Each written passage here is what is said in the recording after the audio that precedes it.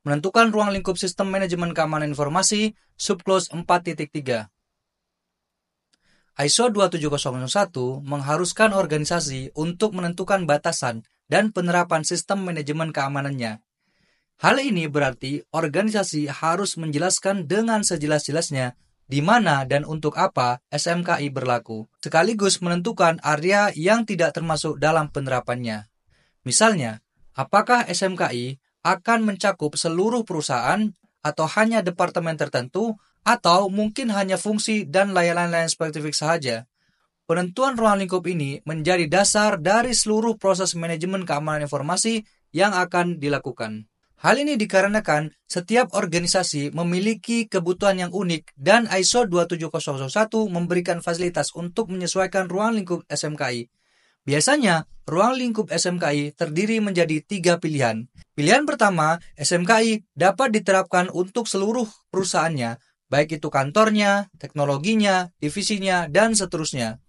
Pilihan kedua, SMKI hanya untuk sebagian departemen saja atau anak perusahaan saja. Dan pilihan ketiga, SMKI bisa diterapkan pada fungsi layanan atau lokasi tertentu. Fleksibilitas ini memungkinkan organisasi menyesuaikan penerapan SMKI sesuai kebutuhan dan konteks mereka. Tentu saja, saat menentukan ruang lingkup SMS, organisasi harus mempertimbangkan beberapa faktor. Yang pertama, faktor masalah eksternal dan internal yang harus relevan.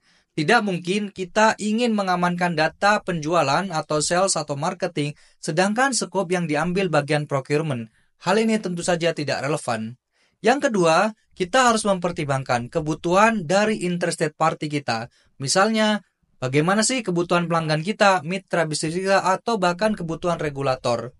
Yang ketiga, kita harus mempertimbangkan hubungan dengan pihak-pihak eksternal, termasuk outsourcing. Sebagai contoh, jika pemeliharaan IT dilakukan oleh vendor eksternal, peran mereka harus dipertimbangkan dalam lingkup SMKI, terutama jika hal tersebut berdampak pada keamanan informasi. Pada klausul 4.3 ini juga, ISO 27001 juga mensyaratkan agar lingkup SMS didokumentasikan dengan jelas. Organisasi memiliki kebebasan untuk menentukan bagaimana format dokumentasi ini dibuat. Di sini saya sudah membuat satu contoh bagaimana kita dapat membuat skop ISO 27001. Saya memulai dokumen ini dengan latar belakang dan kemudian saya menjelaskan departemen-departemen apa saja yang terhubung atau tercakup dalam ruang lingkup SMS ini. Yang ketiga, saya menjelaskan di mana saja lokasi fisik, kantor pusat, pusat data utama, atau primary data center, dan DRC. Seterusnya, saya juga memberikan beberapa informasi terkait tentang ruang lingkup yang saya juga butuhkan agar para auditor dapat melihat dan mempertimbangkan ruang lingkup ini. Terakhir juga, saya juga memberikan sebuah keterbatasan atau exclusion, di mana di sini saya memberikan beberapa hal seperti lokasi kantor yang tidak kita miliki dan beberapa aset yang kita tidak miliki seperti beberapa karyawan yang membawa perangkat mereka sendiri ke dalam kantor. Di sini saya excludekan ke dalam ruang lingkup SMS yang akan saya terapkan di sini. Tentunya dokumen ini harus mencakup hal yang detail tentang aktivitas, proses, dan unit organisasi yang termasuk ke dalam SMKI kita.